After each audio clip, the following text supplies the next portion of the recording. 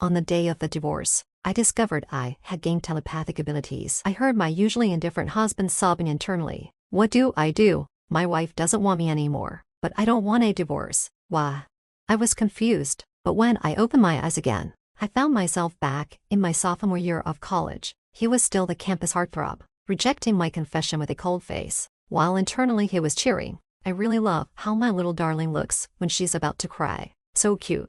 In a fit of anger, I tore up the love letter I had written for him and threw it in the trash. This time, Euron was panicked. Let's get a divorce. I said this calmly at the dinner table, though my heart was aching with every breath. He didn't even glance up. Just eat your dinner and stop making a fuss. I laughed self-deprecatingly. Maybe to Euron. No matter what I did, it was just unreasonable noise. What I handed him, the pre-drafted divorce agreement. He was finally taken aback. If there are no issues, just sign it. He stared intensely at the 4 big characters on the cover, his trembling fingers clutching the paper. I thought to myself, he must be overjoyed. After all, for 9 years in college and 5 in marriage, I had clung to him like a sticky plaster, chasing him. If I hadn't relentlessly pursued him, he would never have agreed to marry me. Euron's disdain for me had long been ingrained in him, and over these 5 years, I learned that forcing something never makes it sweet. I also came to realize a harsh truth. Euron doesn't like me. No matter how hard I try, he never will. So I thought it was time to wake up from the self-deceptive dream. As Euron's cold lips parted, I expected him to say okay, but suddenly I heard a cry nearby. Ah, my wife doesn't want me anymore. What should I do? Waiting online. Very urgent. Did I make her angry, or is she on her period? Feeling down? No, wait, I checked. It's not her time of the month yet. Then what's the reason? Why? I was stunned, my eyes wide open. That voice was Euron's. But he had always been indifferent to me. Even if I begged him, he never called me in such a familiar way. Moreover, he never cared about my issues and had never shown any interest in me after marriage. How could he remember my menstrual cycle so precisely? It must be auditory hallucinations. But the next second, the voice roared again. Should I pretend to choke on my food and have my wife take me to the hospital to buy some time? But what if we go to the hospital? Why? Or should I break a leg? 100 days to heal. Every day counts. Now I was completely baffled. Because I was certain Euron hadn't spoken aloud. So, everything I heard was his inner voice. It was like he had completely turned into another person. I hesitated and was about to tentatively speak when everything suddenly went dark. If it's a love letter, then just forget it. I won't accept it. The boy's cool, emotionless voice reached my ears. I opened my eyes and found myself back in the familiar campus setting of my sophomore year. At this moment, I was holding a pink love letter. The 19-year-old Euron stood right in front of me. He lowered his gaze, looking at me with the same condescending and indifferent eyes. I finally remembered it was the day I had gathered the courage to confess my feelings to Euron. My second year of silently pining for him. Why aren't you speaking?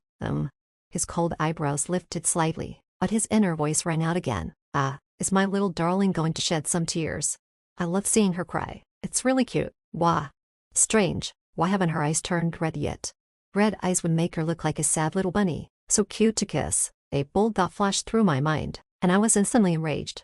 Could it be that Euron actually liked me too? But he's been playing hard to get, just pretending to be indifferent on the surface.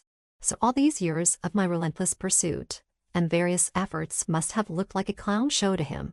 Now my eyes were genuinely red, out of grievance, but out of anger. Euron, seeing this, maintained his composure, but his inner voice was now in a panic. Something's wrong. Why does my little darling look a bit angry? Should I agree for now? What if she's mad and never comes to find me again? He pressed his cold lips together, one hand in his pocket as if making a tough decision. He extended his other hand towards me. All right, I'll accept your love letter, but that doesn't mean I'll accept your feelings. I fought the urge to chop off his hand and sneered. Who said this was a love letter for you? He paused, confused. The next moment, I tore the envelope to shreds, just blocking my way to the trash. Idiot. I walked past him, tossing the paper scraps into the trash can behind him. The air was silent. I heard Euron's breath hitch. My little darling tore up the love letter I gave her. The sound of a snap echoed, like finger joints cracking. I didn't dare look back and hurriedly escaped. At the school cafeteria, I sat all day with my chopsticks, lost in thought for a long time, finally digesting the fact that I was back in college, 8 years younger. From Euron's reaction, it seemed like I was the only one who had come back. Kathy, look at the photo on the confession wall. A surprise shout interrupted my thoughts. My roommate really handed me her phone with a photo that someone had secretly taken. Ira looked panicked. The ease with which he had rejected me before was now replaced by him rummaging through the trash. Looking so disheveled, the comment section exploded. Everyone was guessing what could make the campus heartthrob so desperate. Only I noticed a hint of pink in one of the photos and scoffed. Show off. Where was he all this time? Something that makes Erin so concerned must be really important. Really sighed, resting her chin on her hand. In terms of looks, abilities, or family background, Erin is outstanding. Almost a prodigy. He has seen so many dazzling things. So, something that catches his eye and makes him care so much must be extraordinary. I thought about the years I spent around Erin. Aside from my sincere heart, I didn't seem to have anything else of value. But alas, a sincere heart is the least valuable thing. I smiled self-deprecatingly. Important or not, once it's in the trash, it's just garbage. It's not like that. The boy's cold voice protested urgently as my wrist was grabbed. I looked up instinctively, meeting those obsidian eyes. In the moment our eyes met, his gaze flickered with panic, and he hurriedly let go. I can't go through the trash. I can't touch her, but I've washed myself so many times. Will she think I'm dirty? I was speechless. Do you have something to say? Erin stared at me, his eyes slightly reddening. It's not garbage. What? He mumbled, and I couldn't make out what he was saying. Then he took out the love letter, now covered in tape. See, I repaired it. He looked at me with hopeful eyes. I raised an eyebrow. The letter was shredded into tiny pieces. Restoring it like this was indeed not easy. But, is this something you wrote for my dog, and you like it so much? I said coldly, not holding back. Erin's expression faltered, and the next moment, woof. Wait, Kathy, what's going on with you and Erin? You tore up the love letter you gave him, and he fished it out of the trash and put it back together. Does he like you too? Oh my, didn't you see him earlier? He was practically falling apart. Ha ha ha. As soon as I returned to the dorm, really rushed over to question me. She seemed to have uncovered some huge secret, her eyes shining with excitement, but as she laughed, she saw my indifferent reaction and was taken aback. She put her hand on my forehead, mumbling, "What's going on? Did your brain not burn out? Why are you not happy at all?" I tilted my head, avoiding her hand. I'm not sick. Really was shocked by my calmness. After all, from the first day of the semester, when I saw Erin, I was already smitten. Initially, it was my own secret. Later, really noticed my affection whenever I encounter Erin, and she found out about it. From her perspective, it was a good thing if the person I like also liked me back. But from my perspective, it was a heart that had remained cold for 9 years. Now that I knew he actually liked me too, it felt like a complete joke, leaving me unable to feel any joy. So I added, it's just that I don't want to continue liking him anymore. Wait, what? Really was once again stunned. I thought she would keep asking why. After all, my feelings for Erin had been so intense before. Now, saying I don't like him anymore was strange. But she suddenly pulled out 2 bar coupons from her pocket. Saturday event, $15 off with a $200 purchase, and 2 free beers. Want to go? What? She grinned and put her arm around my shoulder. Forget about all your troubles and worries. A drink will make you forget everything. Trust me, it works. PFFT. I couldn't hold back and burst out laughing. I took the coupons from Riley and we left right away. At the bar, as soon as I pushed open the door, the pulsating music hit me. The lights were flashing, the dance floor was alive with rhythm, and the air was filled with a luxurious atmosphere. I had asked Erin to bring me here countless times before, but he always turned me down with a cold face. I decided to go by myself, but every time I was halfway there, he would catch me red-handed. I seriously suspect that he just dislikes me and always tries to go against me. After all, he has been here a lot. What a typical double-standard guy. Damn it. Thinking back on everything, the more I think about it, the angrier I get. Bang. I slammed my glass down on the table with force, already feeling a bit dizzy. Hey, beautiful. Just had a breakup. A clear and pleasant voice came from beside me. I turned my head towards the sound, and the owner of the voice had just taken the seat next to me. Let that jerk go to hell. A beauty like you deserves someone better. He rested his chin on his hand and gave me a gentle smile. With his looks, he was a total puppy dog, and that sweet smile of his, it was like honey. As soon as he started talking, he knew how to cheer someone up. Really, sitting next to me, kept elbowing me and giving me knowing looks. This one's good. This one's good. Way better than Erin's icy face. There's a saying, isn't there? Men are like subways. If you miss one, another one will be along in 5 minutes. I was about to respond when I caught sight of Erin in the distance. He was approaching with a dark expression and striding straight toward me. I frowned for a moment. Wait. I sobered up almost instantly. By the time he stood in front of me, The temperature around us seemed to drop. One look from him made the puppy dog bolt away. "Hey, you." I had forgotten my drink. Before I could say anything, he had already disappeared. What? Still hung up on him. Aaron smiled at me for once, but the more I looked at it, the scarier it seemed. He gritted his teeth. "Do you want me to go get him back for you now?" No need to go through all that trouble. I shrank my neck in fear and shook my head frantically. I gave Riley a pleading look, and she immediately cried out, "Oh, I'm so dizzy. I think I might be drunk." Then she gracefully collapsed onto the table. I called your brother. He's here to drive you home, and he's already at the door." As soon as Aaron finished speaking, Riley shot up from the table. "All right, thanks. Farewell." No, I'm totally confused. In the next moment, I was lifted off the ground. Aaron had thrown me over his shoulder with one hand. "Put me down. What are you doing?" I struggled desperately until he smacked my butt. Smack. "Behave." My face instantly turned red with embarrassment. Aaron carried me through the bustling crowd. I buried my head and didn't dare to look around, afraid of drawing attention. When we reached the bar entrance, he tossed me into the passenger seat. The tall shadow completely enveloped me. As he leaned over me, my heart skipped a beat. "What are you doing?" I shrank back, crossing my arms over my chest and looking weary. Aaron remained unmoved, bracing himself on my side with one hand. His narrow eyes formed a dangerous arc as he coldly stared at me. It seemed like he was lost in thought, because I couldn't hear his inner voice, but I could tell he was angry. "Got some guts now, huh? Used to get drunk after half a glass. Now you can handle a full glass and even flirt with people." "Used to." My eyes widened in shock. Could it be that the Aaron in front of me is also Aaron from 8 years later? "Who are you to tell me what to do?" I shouted angrily as his skeletal hand suddenly reached around me. My heart skipped a beat, and I panicked, trying to escape. He wouldn't be so angry that he's thinking of hitting me, would he? Click. A crisp sound echoed as Aaron buckled me into the seat with a seatbelt. Without giving me a chance to react, he slammed on the gas pedal and drove off. The whole way, I was on edge. He drove to the apartment he had bought near the school. As soon as we entered, with the lights off, he pinned me against the entryway. "You really don't like me anymore." His voice, though seemingly calm, was laced with suppressed anger and sounded like an accusation, but with the moonlight streaming through the floor-to-ceiling windows, it cast a hint of grievance on his face. I found it laughable. He's the one who played with my feelings, and yet he's the one feeling wronged. "Yes, I hadn't liked you for a long time." I took a deep breath and smiled coldly. Aaron tightened his grip on my wrist, pressing further. "Then who do you like? That guy from earlier?" "Yes." I looked up and met his gaze. "Not only do I like him, but I also like many people. In any case, I won't like you. Hear me out. He leaned down and bit my lips fiercely, like a mad dog. I winced in pain and pushed him away with all my strength. He only laughed softly, his hot breath tickling my nose. "Didn't hear you clearly. Say it again." "I don't."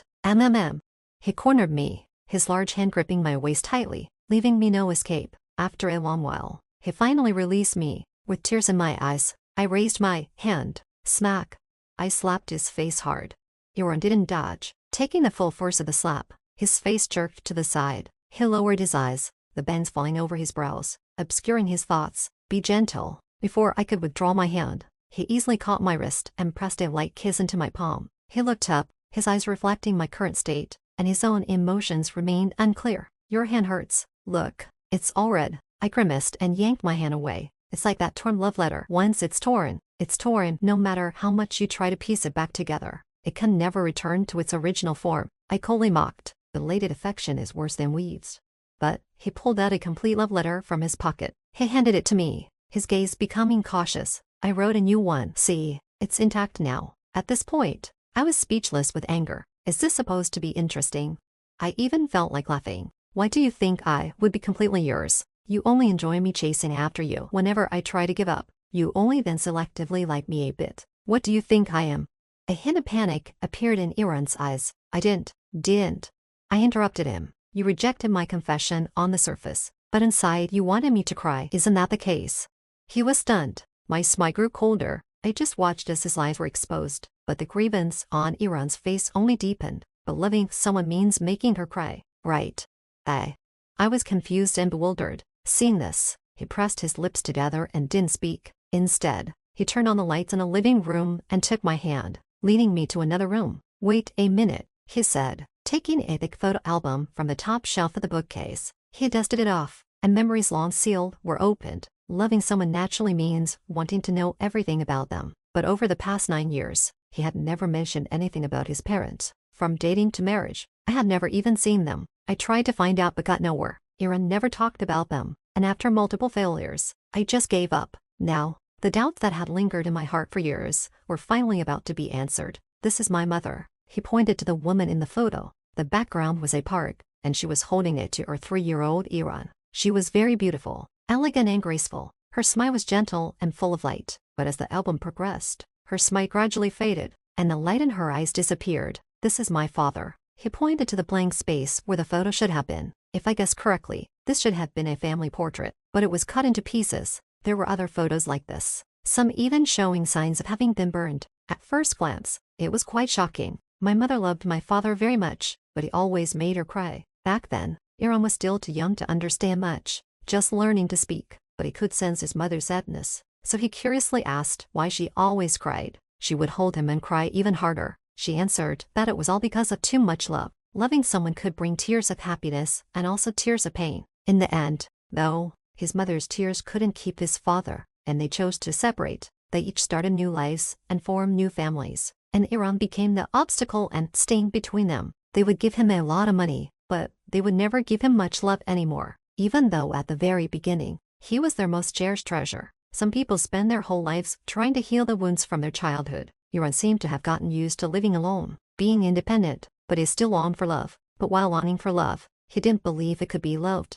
So he kept testing whether the other person will leave and found comfort in repeatedly pushing his partner away and pulling them back. You said before that you fell for me the moment you saw me on the first day of school. He looked up at me, his eyes flickering. But you don't know. That very moment, I too fell for you. The side of the bookcase slowly opened, and when it fully revealed what was inside, I was stunned in place. It was a huge wall of butterflies. Just one glance was a tremendous visual impact, and upon closer inspection, I realized that the pictures were actually pieced together. I walked over, and was even more surprised to find that almost every picture had me in it. This is from when we first met. I took these secretly while you weren't looking, Hiran said as he stood beside me, pointing to the topmost photo. Old memories suddenly began to assault me. That was the first day I reported to school, carrying 8 bags and dragging a 28-inch suitcase. I was hauling everything along, making a real scene. Even now, thinking back, it still feels incredibly embarrassing. When I caught a glimpse of you back then, I was stunned. You looked like a small, frail girl, and yet you had so much strength, Iran said with a smile, as if lost in a warm memory. As for me, I just wanted to find a hole to hide in. I was actually on my way to help you. And then, I asked, confused. I had no recollection of any of this. I didn't even know that Iran had noticed me before I noticed him. Your bags were so heavy that you didn't see me. The wheels of your suitcase rolled right into my foot. Iran paused for a moment, then continued. And then you gave a shove and ran over my foot. Now that rings a bell. I thought the wheels had gotten stuck on something, and since I was too lazy to move, I just pushed the suitcase through. Turns out, I have run over someone's foot. I was even more embarrassed. And this one, Iran said, pointing to the next photo. In the picture, I was alone, holding 3 ice creams. I thought you were buying them for friends, but I followed you and saw you ate all of them yourself, Iran said. A hint of envy in his eyes, he added softly, you really have a big appetite. No, you. I rubbed my forehead, feeling completely overwhelmed. And this, okay, enough, that's enough. I cut him off. Seriously, this is making me want to disappear. And besides, I was the one who confessed my feelings first, Iran said, causing my brain to crash again. When did that happen? I searched my memory, but I had no recollection of it. Seeing my puzzled expression, Iran pulled out his phone and opened his moments. The day before I gave him my love letter, he had posted a picture with the caption, "Under the same sky." I frowned. So, what does this mean? This was taken near the RD building. It was right around the time you got out of class. So if you looked up, you'd see the same sky from then. It's meant to be a romantic confession, don't you think? Iran looked at me with a joyful expression, like a child waiting for praise. I fell silent again. Dude, with a microscope, I still wouldn't have figured that out.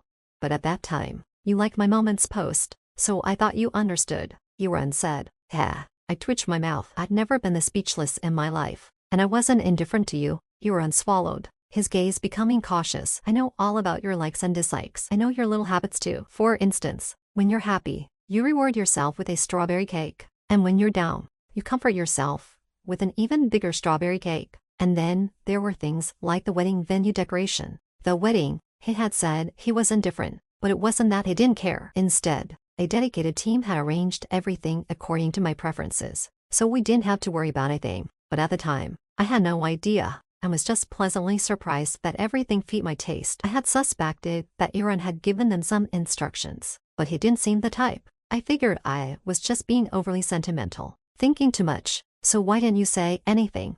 He knew everything about me, and I wanted to know everything about him too, but he kept himself locked away, giving me no chance at all. Even after 9 years, I couldn't even crack open a small gap. It felt so unfair. Of course, I thought he didn't love me, because I wanted to show you only my best side, fearing that the more you knew about me, the more you'd be disappointed. Aaron lowered his head, looking dejected. He said, meeting me was like a withered tree encountering spring, and someone who had once been bathed in light would never willingly return to the dark abyss. I reached out and cradled his face, looking into his eyes, and said slowly, but to truly love someone, you have to love everything about them. You love their brightness and you also love their brokenness. If you only love the superficial things, that isn't love. It's perhaps just a fleeting infatuation. It's a pity I understood too late, and learned it so clumsily, causing you so much sadness. Aaron gave a faint, bittersweet sigh, because only later did I realize that loving someone means being heartbroken over their tears. He lifted his hand, gently tracing the lines on the butterfly wall.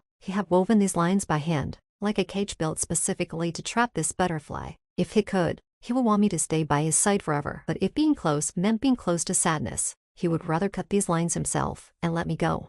Just like that night, when he made a wish on a shooting star, because he realized that over the years, I seemed not to be happy. Even my love for him went unnoticed. He knew all of this was his fault. So he made a wish on the star, hoping he could go back and give me another chance to choose, even if it meant he might lose me entirely. Kathy, he called softly, looking at me with deep affection. I've already told you everything about myself, so, will you still like me?